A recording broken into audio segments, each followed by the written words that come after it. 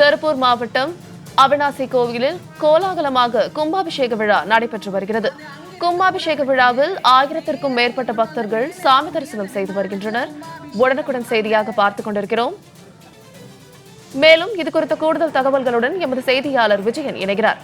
வணக்கம் விஜயன், இது குறித்த கூடுதல் தகவல்களை பதிவிடுங்க. வணக்கம் சர்மாலா. அதாவது திருப்பூர் மாவட்டம் அவிநாசி அருகே சேவூரில் இருக்கக்கூடிய 3000 ஆண்டுகளுக்கு மேல் பழமை வாய்ந்த திருத்தலமாக கருதப்படக்கூடிய சேவூர் வாலீஸ்வரர் திருக்கோவிலினுடைய மகா கும்பாபிஷேக விழா இன்று இனிமையாக நடைபெற்றது. இந்த கும்பாபிஷேக விழாவில் 10,000க்கும் மேற்பட்ட பக்தர்கள் கலந்துகிட்டு சாமி தரிசனம் செஞ்சாங்க.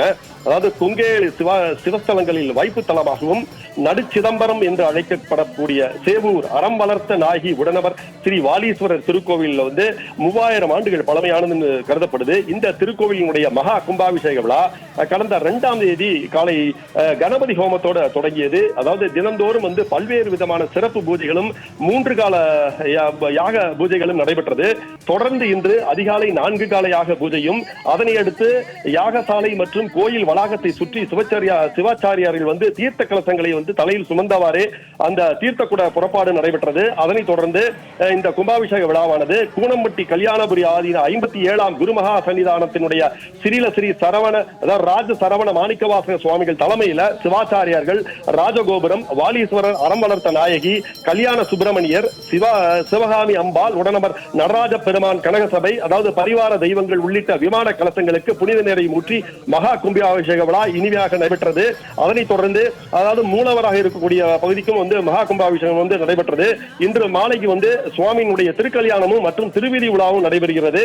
இந்த கும்பாபிஷேக விழாவில் அதாவது திருப்பூர், அவிநாசி, அன்னூர், கோயம்புத்தூர் உள்ளிட்ட பல்வேறு ஊர்களில் இருந்து 10,000க்கும் மேற்பட்ட பக்தர்கள் கலந்து கொண்டு சாமி தரிசனம் செய்தாங்க. இந்த திருப்பணிக்காக, இந்த கோயிலினுடைய கும்பாபிஷேகத்துக்காக பாதுகாப்பு பணிக்காக ஏராளமான போலீசார் பாதுகாப்பு பணியில் ஈடுபடுத்தப்பட்டிருந்தாங்க. இந்த கும்பாபிஷேக விழாவை முன்னிட்டு சேவூர் பகுதிகளில் இருக்கக்கூடிய பள்ளிகளுக்கு மாவட்ட நிர்வாகம் சார்பாக உள்ளூர் விடுமுறையும் அறிவித்திருந்தது.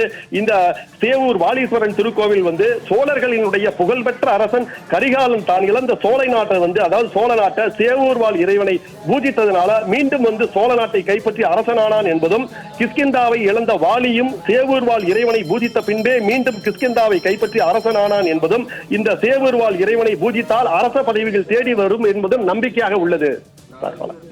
கும்பாபிஷேக விழாவை குறித்து கூடுதல் விவரங்களுக்கு நன்றி விஜயன்.